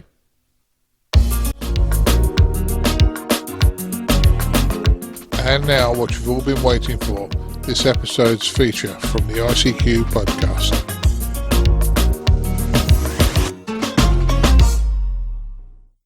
Today, I'm talking with Long Island, New York-born John Amodeo, AA6JA, a multi-Emmy nominated TV producer of several well-known shows, probably best known for the cult favourite Arrested Development, but in the amateur radio community, we know him best as producer of the sitcom Last Man Standing, where amateur radio has been included in the story several times over the long 9 series of the show. Our US listeners will know the show where Tim Allen plays the marketing manager of the large Outdoor Man sports equipment store, and is the father of a family with 3 daughters growing up. For those of our listeners in countries where you haven't seen Last Man Standing, the show is internationally syndicated, so more than likely it will be coming to you soon. Here are a few clips of where amateur radio was featured in the show to give you a taste. What you doing, Grandpa? I'm down in my basement watching a football game on a radio. Now can we do what we're thankful for? In a minute, come on in here. I want to show you something. Look at this. Ready? All right. Mike, KA0XTT. Just a little shout out. Anybody having a good time here on Thanksgiving? Anybody hiding in their basement to avoid their relatives? The thing I like about these guys, if I don't want to listen to them, I just turn them down like this. Grandpa, this is due on Monday. All right, calm down. Let's do your little report. What am I thankful for? I'm thankful for radio, specifically ham radio.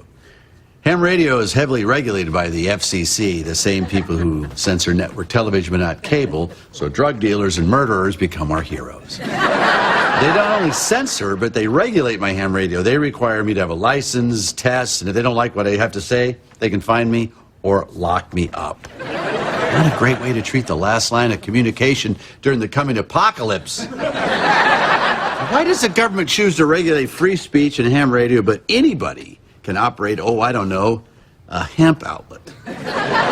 So this Thanksgiving, while the rest of you are enjoying your turkey, I'm savoring my ham. Happy Thanksgiving, FCC, because I know you're listening. KA0XTT, this is WB0 ASQ, Papa Yankee 8. Hello? Who's there? Mike, do you read me? Hey, Mr. Alzate, this is Kyle. 80XCS. Kyle! Yeah, where's Mike? He's not in the office, sir. How's the rainforest? Tell Mike I'm really bonding with one of the local tribes. Kyle, can you hear me? Kyle! Wow, Mr. Alzate would sound just like Mandy. Say something she would say. Kyle, it's me, Mandy! That's unbelievable. No, seriously, it's me. Listen, I've been so desperate to talk to you. Oh, Mandy, I was worried. I didn't hear from you. You didn't turn in my texts. No, I'm sorry. My parents took away my phone and my computer. Oh, I thought you dumped me. I was so bummed. My roommate sent me with his sister tonight. She's sweet, but she looks disturbingly like my roommate in a dress. Be careful, Kyle. I made that mistake once. By the time I figured it out, I was too revved up to hit the brakes. Sorry, who's talking? Well, I'm Walter. Whiskey 4, uniform Echo from Lehigh Acres, Florida. Mandy, you can do better than this Kyle fellow. He sounds short. He's not short. I am not short. Who are you people? Mandy, that's how ham radio works. Right now, there could be hundreds of people all over the world listening to every word you say. Really? So basically, it's exactly like Twitter, but more advanced because you don't even have to type. This is the greatest thing to ever happen to me. And then he picked up the check for our meal. If he pays for dinner, he's a winner. Hashtag Mandyism. Oh, you can put that out there on the hamisphere. Feel free to reham that one. Then after dinner, we took a lovely stroll through the cemetery and we made out on his wife's grave. Does that count as a threesome? LOL. Is that right, Mandy? LOL? Wow, Mandy, this is really fun. But I was wondering when I could see you in private. After she finishes her history paper, Kyle. Guys, I'm seriously never going to finish this paper. I know nothing about World War II. I know a little bit. I was on the beach in Omaha. That's great, Walter, but my paper's on the war, not on your Nebraska vacation. I remember the war like it was yesterday. In fact, a lot better than yesterday. I'm in the early stages of dementia. I might be able to help you with your paper too, Mandy. Really, Mr. Alzate? Yeah, I met a fellow down here in Brazil with lots of fantastic war stories. He's 92, bitter, and speaks with a German accent. You do the math. Mandy, honey, this paper you wrote is really good. All these personal accounts of people who lived through the war. You know, I especially like this guy, Walter, who landed on Omaha Beach. Which is in France, not Nebraska, as many people mistakenly believe. Okay, See how much easier it is to focus when you're not wasting all your time chatting with your friends? Yeah, Mom, that's exactly what I learned from this entire experience. While Last Man Standing has been a great success, running as it has on 2 different US TV networks, ABC and Fox, over its lifetime, something amazing is the interest in ham radio from the cast and crew of the show, where 35 of the crew and 2 of the cast members got their ham radio licenses. John, welcome. And can you tell us a little of the history of how ham radio became part of a top TV show, and how you managed to create so much interest that the crew took up the hobby to such an extent that the station visible in the show on the stage is a fully operational working station? Well, thanks, Ed, and thanks for having me on your show, which I am a fan of, and I've been listening to the ICQ podcast for quite a while. It's usually my Sunday companion while doing yard work, and I'm a fan enough to spare you my impersonation of Edmund saying hello to Martin, so we'll leave that alone for the moment. Well, I guess it's, I'll try to make it a short story. You know, when you produce a television show, you get to meet the actors and the writers. And when I first met Tim Allen, he mentioned in our briefing that he wanted his character, Mike Baxter, to be a man's man and camping and hunting and fishing. After all, he runs a large chain of outdoor stores. But he's also a bit of a survivalist. So he would have a bomb shelter, which would have generators and, you know, canned food and those kinds of survivalist things. And then he said, and I would have radio equipment. And of course, you know, being a ham coming from our background, our ears perk up and say, well, what do you mean by radio equipment? And Tim said, you know, ham radio. And I said, oh yeah, I know ham radio. So if that's something of interest to you for your character, we can make that happen. We did that, of course. We set out to make ham radio a part of the show, really because of Tim, not because of anything anyone else did. I contacted a number of manufacturers, and luckily for me, Ray Novak answered the call from ICOM. And over the past, I guess, 9 seasons, we've had pretty much the latest and greatest in ICOM gear every year. This year, of course, we have an IC7300 and an IC9700 side by side. The twins, we call them. And so it makes a great radio station. So how did our crew become involved in ham radio? Well, first of all, on a TV show, you have a lot of people that are technically inclined, you know, video people and audio people and things like that. So it wasn't surprising that a number of they already had ham radio licenses. Some of them were technicians and generals. Some of them were already extras. So it was pretty easy to get them involved in the hobby on the show. And then because some of our staff are production assistants and, you know, clerical types, they have a lot of time on their hands on a TV show. You know, we come in very early and we stay there very late. But a lot of people on the show have just time. So rather than letting them illegally download music all day on their computers, I thought it might be smart for them to learn something. And you know, ham radio is a very important thing to have if you're going to enter a technical field like television. So we sort of sponsored or encouraged the young people on the show to read the question pool for our test here in the United States and then ask questions about things they didn't understand. And a number of them took us up on it. They studied the question pool and took the test. And every season, we've been in production for 9 seasons now, we've had a few more hams made. And one of the deals was everyone that got their license got a free handheld radio, which we sponsored from the show. And, you know, that's how we got a lot of hams on the show. I guess it was bribery when you think about it. And also it was fun to do internally because we did it usually at lunch hours where we sat around in a circle, talked about questions in the question pool. And, you know, it's like, I guess it was a team building exercise. Yeah, and then how did that actually morph into having a fully functional station on set? That is probably my fault, because are you really going to put, if you're a ham radio operator, you're not going to put some of the most incredible ham radios on a desk with access to AC power and a stage that has a roof at about 40 or 50 feet high. You know, the missing element is, boy, if I just had a piece of coax and an antenna, I could make this station real. So again, we went out to the community of ham radio, and initially Mick Swertnick at Comet Antennas gave us a few fantastic HF antennas and some UHF VHF antennas, which I put up on the roof of the stage, and ran some ABR LMR 400 coax from antennas down to the stage. And there you go. Suddenly it's a working ham radio station. Well, that had a lot of really cool effects, because not only was it an accurate prop in the background of a TV show, but suddenly it became a working ham radio station. So our licensed crew members could get on the radio and make some calls, at dinner time or before or after the show was shooting. Sort of made the next logical step was to form a ham radio club. So we formed the Last Man Standing Amateur Radio Club, which had, I think at its peak, about 35 members. And we would go on the air at our dinner breaks and operate for about an hour. So, once a week, on our Tuesday night is our audience show day. We have an audience of about 200 people. While the audience was loading in and during our dinner break, we would get some operator on the radio and make contacts with our fans. So over our years, we've probably made thousands of contacts. We've certainly given away tens of thousands of QSL cards for the KA6LMS Ham Radio Club and a lot of QSL cards for the fictitious Mike Baxter KA0XTT call sign.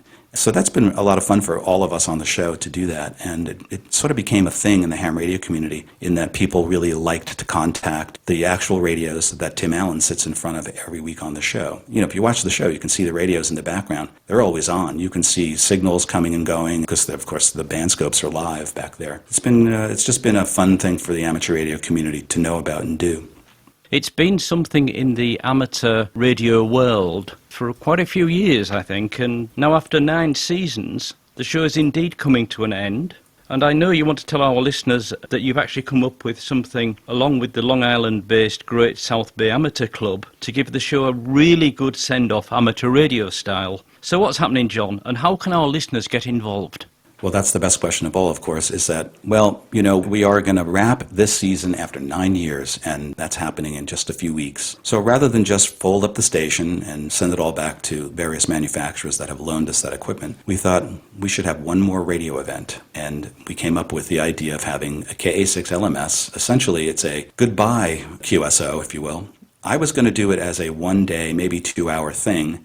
But because I am a member of the Great South Bay Amateur Radio Club on the East Coast and the PAPA system here on the West Coast, it was suggested to me by Lou and Sally, who run what's called the 12 Days of Christmas event here in the U.S., that we could have a slightly larger event and where they would help run it for me. So I certainly took them up on it, and we're going to have a KA6LMS event that will run for basically an entire week. We have a number of volunteer stations. I think we're almost at 100 stations now that will be working as KA6LMS, one in every call sign area of the United States. So KA6LMS/0 through KA6LMS/9. We'll have bonus stations K6L, K6M, and K6S. W6L, W6M, and W6S. And then we will be working a little bit from our stage. And when we're on the stage, we will allow all of those stations to relay to us and count those as legitimate contacts. That's a way for people to get our KA6LMS QSL card. And that's sort of the last opportunity that we're going to have, unless something miraculous happens with the show. Beyond that, we're going to have a lot of digital modes. So we will be predominantly on Saturday the 27th. That entire day we will be on D-Star and DMR, and then in the evening through amateurlogic.tv, a podcast here in the US, we will be have a multi-mode QSO party,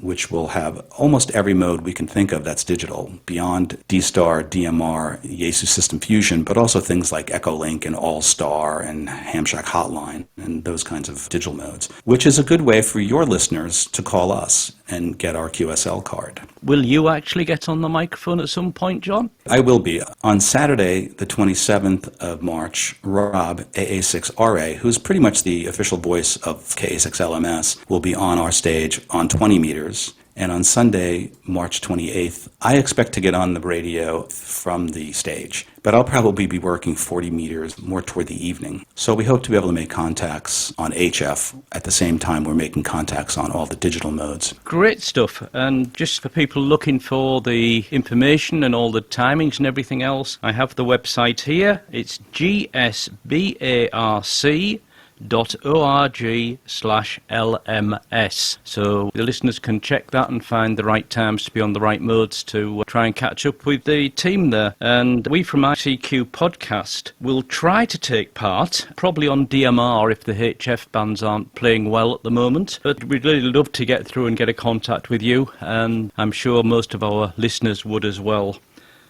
So let me come in here and say thank you very much for giving us the time for this interview. Wish you the best for the event and for your future, of course. And let's hope to catch you actually on the band sometime outside of Last Man Standing, but just under your own call there, John. Absolutely. I appreciate the interview today, and I hope to hear you, and I'll listen for you on DMR as well, and your viewers. And it would be great if your viewers let us know that they're ICQ podcast fans, because it means a lot to me to know not just that people are watching Last Man Standing, but that people are active in ham radio in general. Thank you very much, John. 73. CQ from KA6LMS calling CQ and standing by. CQ. This is KA6LMS. This is Kilo Alpha 6, Lima Mike Sierra calling CQ.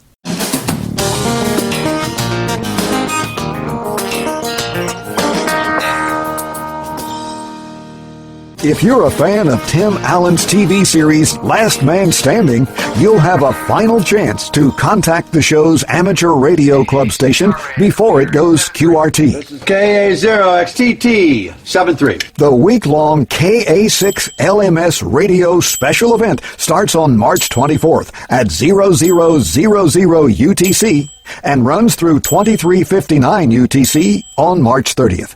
This will be an all-mode, all-band event. KA6LMS QSL cards will be available for stations who contact the stage directly or through relay stations. Special event certificates, including clean sweep endorsements, will be available via download.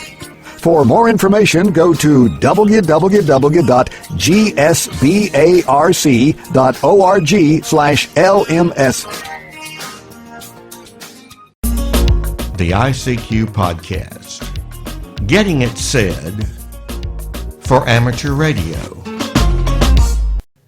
Well, thank you to our colleague Ed Durrant DD5LP there for his interview with John Amodeo from the very successful Last Man Standing show. And I'm sure you'll listen out to their event. And who knows, maybe if you haven't come across the show, catch it on maybe one of the streaming services or where it's probably going to be re-shown. I know in the UK, I think it's shown on Channel 5, if I remember rightly. I say to check out the show from there. Well, quick bit of feedback for this episode. You may remember Stuart Dixon, Mike 7 Bravo Hotel Tango, sent us a donation a while back. He's a monthly subscription donation, which is a great way of supporting the show. And he's let us know that not only has he passed his foundation license, but he's now upgraded to an intermediate level. So congratulations, Stuart. And for now on, Stuart will be known as 2 Echo 0 Golf Victor India. So yeah, many congratulations from all of us at the ICQ Podcast, Stuart, in getting to the intermediate level in the UK. Now, Dad, I know the DMR talk group, the ICQ Podcast talk group, is nicely ticking along and picking up lots of traction. Just wonder if there's any more updates you can provide our listeners with if they're interested in getting involved.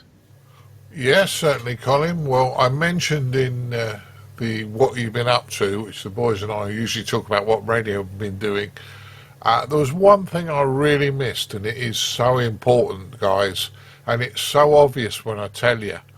But please, whatever you do, if you have more than one hotspot, don't have them on the same frequency. Because what happens is, if you have them on the same frequency and they connect to the internet, obviously, there's a slight timing difference, and you set up a loop and it goes absolutely AWOL. It literally takes down part of the network.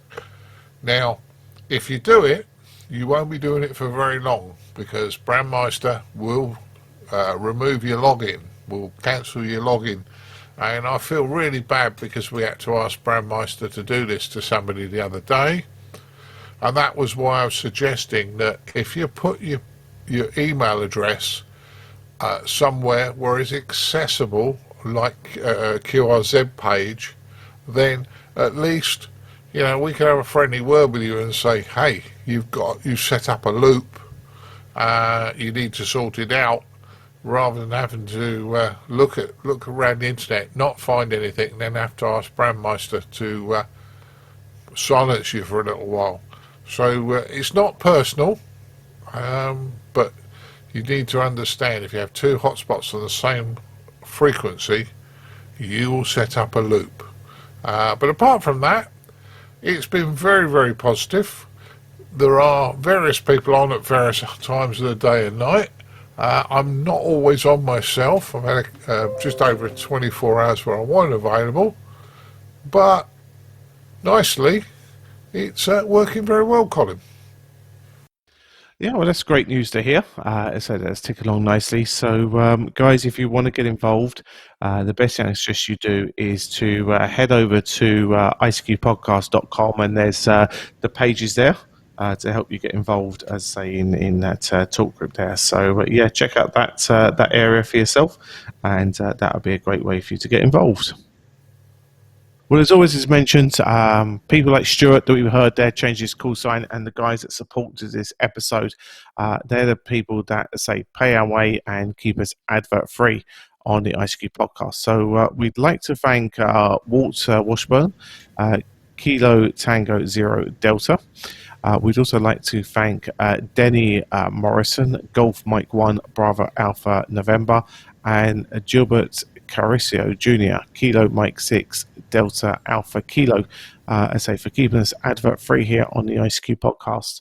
If you would like to show your value for the show and the entertainment we hopefully brought you, all you need to do is go to www.ICQpodcast.com/donate. Think of a monetary figure that you've got enjoyment from the show, and as I say, send it our way. Now, as we release the show, we'll be in the middle of the QSO Expo. If we saw you yesterday, great to see you. If you find us from the show, I say great to have you on board. And I say if you get the show first thing in the morning and realise you may miss an opportunity, pop along to the QSO Expo. And say we've got a virtual stand there, and you can chat to your favourite presenter, or you never know, maybe your own favourite presenter, and say let them know what you think of the show. So make sure you can pop along and see us if you can. We'd like to thank Chris, Mike 0, Tango Charlie Hotel, Martin, Mike 0, Sierra Golf Lima, Ed, DD5, Lima Papa, Frank, Kilo 4, Foxtrot Mike Hotel, and Bill, Whiskey Charlie 3, Bravo, for taking part in the News Roundtable, you, Dad, and say great to have their views and their thought-provoking ideas on the show. Right, well, I think that just about wraps up everything here for our episode here, episode number 346. As I say, I know we're going to be really busy this weekend with the QSO Expo, so it really is vitally important that you make a really good cup of tea and find a really good chocolate biscuit for Mrs. B tonight. I certainly will. Mrs. B will be not around on the Saturday of the show, but she's literally leaving me in peace to do the Expo, Colin, so that's good news. However, if you're really lucky, she may put in an appearance standing behind me at one of the tables, so you never know. It could be the Spot Mrs. B competition this weekend. Hi. Back to you, Colin. That's wonderful. Well, guys, I'll leave you to head off and do that cup of tea. And importantly, we hope to see as many of you as we can at the Expo. And then we'll start working on our show and catch you all again in a fortnight's time. 73, Zil. Yeah, 73.